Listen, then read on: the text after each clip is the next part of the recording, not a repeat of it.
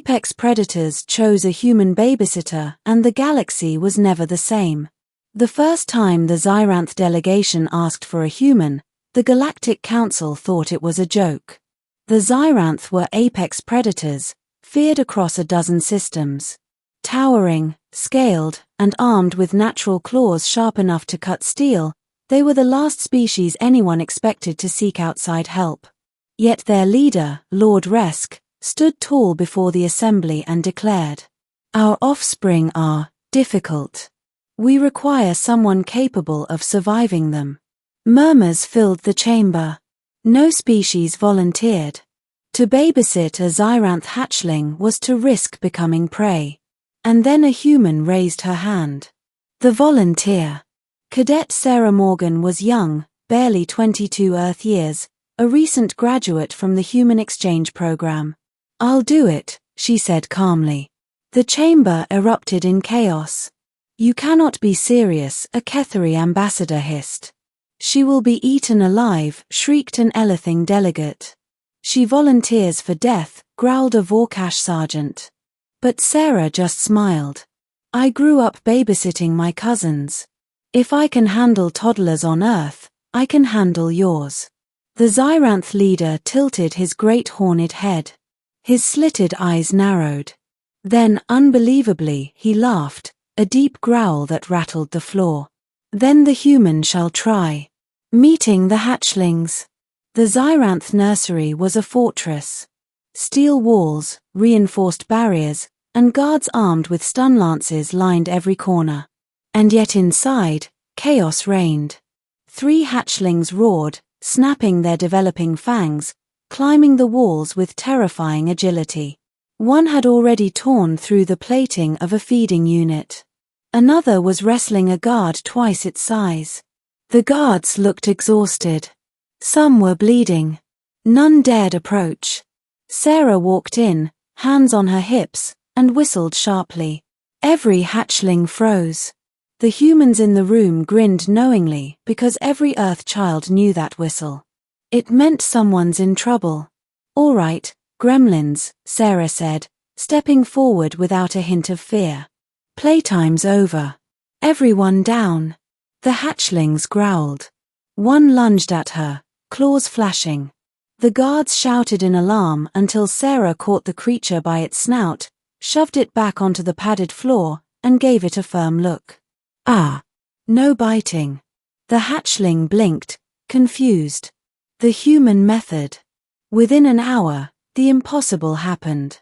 Sarah had the 3 hatchlings lined up, sitting cross-legged, watching as she showed them how to stack blocks. "See. Red one goes here. Blue one on top. Don't eat the blocks." She swatted gently at one hatchling's nose when it tried. The guards gawked.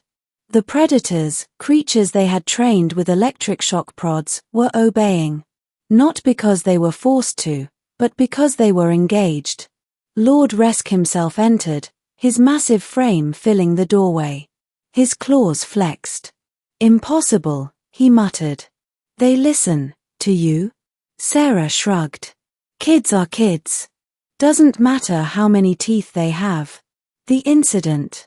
It wasn't all smooth. 2 weeks into the arrangement, one hatchling broke loose from the nursery during feeding hours. The guards panicked. Zyranth hatchlings were notorious for attacking anything smaller than them when unsupervised. The alarm blared. But Sarah didn't run. She followed the sound of claws scratching metal, her pace steady. She found the hatchling cornering a junior aide in the corridor, jaws wide. Without hesitation, Sarah stepped between them. "Hey," she barked, her voice sharper than any stun lance. The hatchling froze. Sarah marched right up, grabbed it by the scruff of its scaled neck, and lifted its head until it met her eyes. "No. We do not attack our friends." For a long, terrifying moment, the hatchling stared at her. Then, slowly, it lowered its claws and huffed. Sarah ruffled its crest like she would a misbehaving dog. "Good choice. Now back inside." The aide collapsed in relief. The guards whispered in awe. From that day forward, the hatchlings followed Sarah like ducklings. Ripples in the galaxy. News spread fast. Other apex predators, species considered untamable, began requesting humans, too. The Koren, whose cubs could strip bone with a single bite, suddenly had human babysitters teaching them fetch. The winged Shoel brood, known for dive-bombing anything that moved, were calmed by a human singing lullabies. The council watched in horror and fascination. Do they not realize, one ambassador whispered, that humans are teaching predators to listen to them? Yes, another muttered grimly. And the predators like it. The change. Months later, Sarah sat in the Zyranth nursery, 3 massive juveniles sprawled around her. They were nearly her height now, their fangs fully grown, but when she spoke, they still obeyed. Careful with your claws, she warned as one handed her a toy, its talons retracting instantly. Lord Resk entered silently, watching. For the first time, he bowed his massive head. You have done what no Zyranth has managed in centuries. You taught our young discipline, without fear. Sarah smiled, scratching one juvenile's crest. Discipline's easy. You just need patience. And snacks. She tossed a ration bar, and 3 sets of razor-sharp jaws snapped it midair. The Zyranth leader's gaze darkened, but not with anger, with realization. Your kind, he rumbled, are more dangerous than we thought. Not because you fight predators, but because you raise them. The galaxy reacts.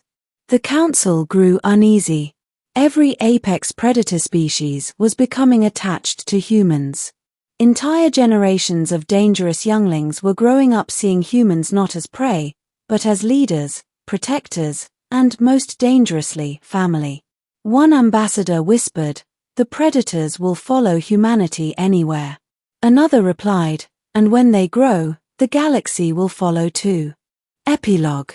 Sarah never thought of herself as a soldier or diplomat. She was just a girl who babysat too many cousins. But as the Zyranth juveniles curled protectively around her one night, she realized something the galaxy hadn't yet grasped. Humans didn't just survive predators. They earned their loyalty. And in a galaxy built on fear, that changed everything.